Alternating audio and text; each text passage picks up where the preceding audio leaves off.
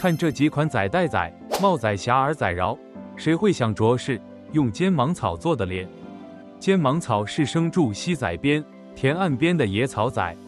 早前，尖芒草干胶是咧边洗仔，这马变身做真实型的手工艺品。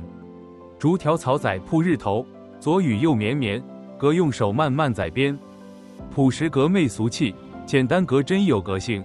这无但只是带仔格帽仔，是一种青涩生活的一部分。剪特别的坨，剪有质料格会当永续的方式。